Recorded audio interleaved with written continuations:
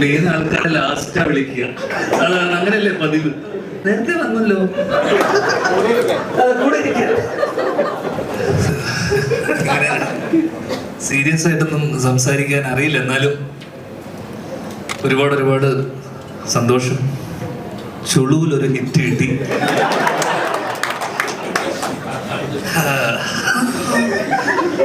അപ്പൊ സാധാരണ ഇങ്ങനൊന്നും എന്റെ സിനിമകൾക്ക് സംഭവിക്കാത്തതാണ്.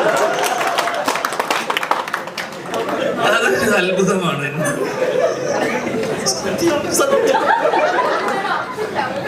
ഞാൻ ചിലപ്പോ കരുതി പോകും. നമ്മുടെ ഞാനും ബിൻഡോയും ഷാരിസും ലിസ്റ്റിനൊക്കെ 80s കിഡ്സ് ആണ് പറഞ്ഞു വരുമ്പോ. അല്ല, നീ കുറച്ച് 90 അല്ലേ? എന്നാലും അടുത്തുണ്ട്. അപ്പൊ നമ്മളൊക്കെ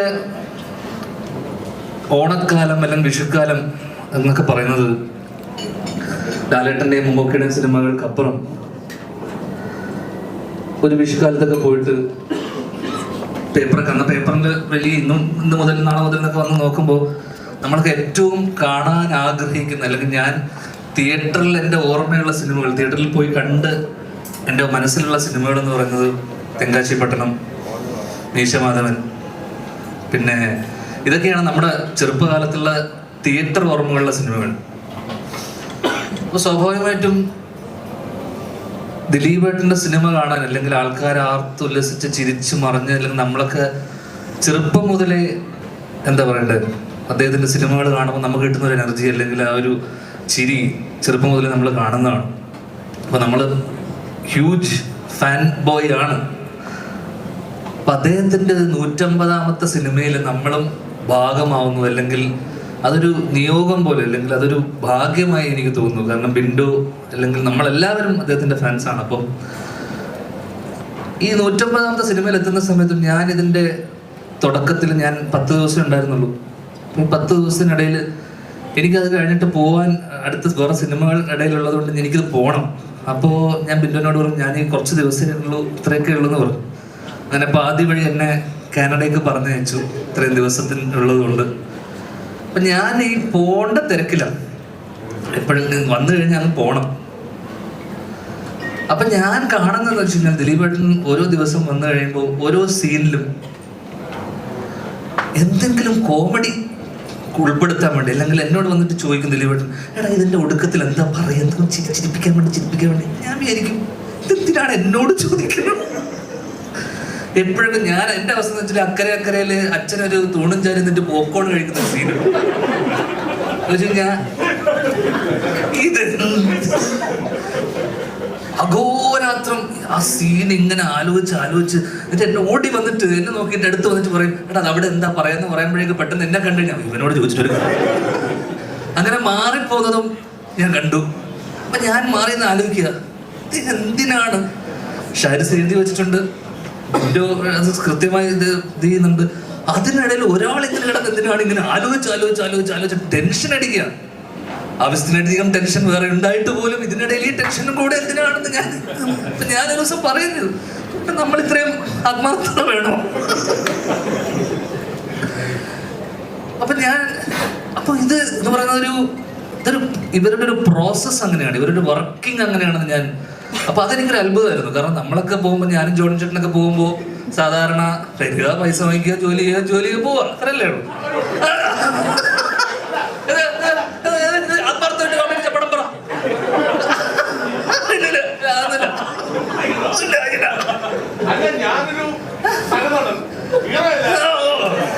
ഇല്ല, സഹനടൻ എന്ന് പറയുന്നത് എൻ്റെ അച്ഛൻ്റെ വേഷം ഞാൻ സിദ്ദിഖ, ദിലീപേട്ടൻ. പിന്നെ ഞാൻ മാറിയെന്ന് കാണുന്ന വെച്ചാൽ സിദ്ദിഖും ദിലീപേട്ടനും കൂടെ ചർച്ചയാണ്.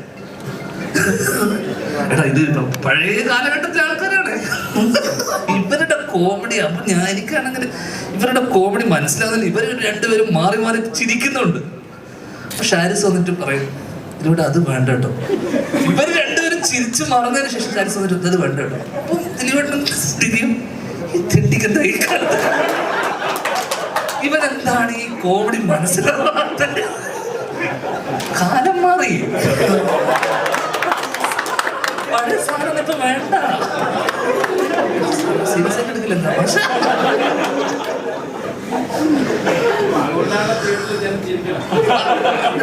നിങ്ങളുടെ രണ്ടുപേരുടെ കോമഡി ഇല്ലാത്തോണ്ട്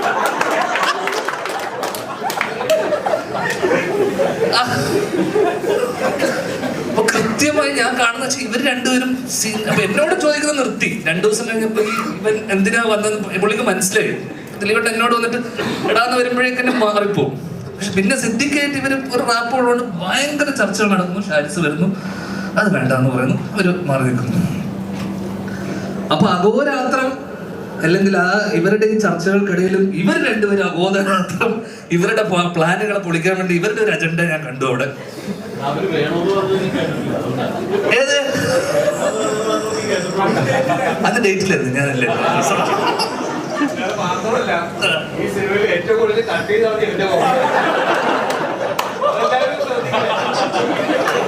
അങ്ങനെ ഇല്ലല്ലോ, അങ്ങനെയല്ലോ സിദ്ദിഖ് നേരത്തെ പറഞ്ഞു. സിദ്ദിഖ് പറഞ്ഞ നിങ്ങളുടെ കുറച്ച് കോമഡി കട്ടായി പോയിട്ടുണ്ടെന്നല്ലേ. ആ കുറെ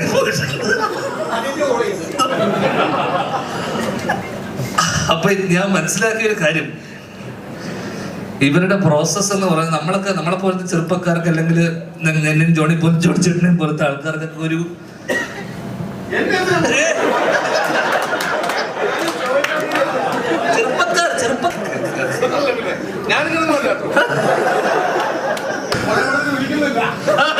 ഈടായിട്ട് നമ്മള് വിറ്റ് പോകുമ്പല്ലേ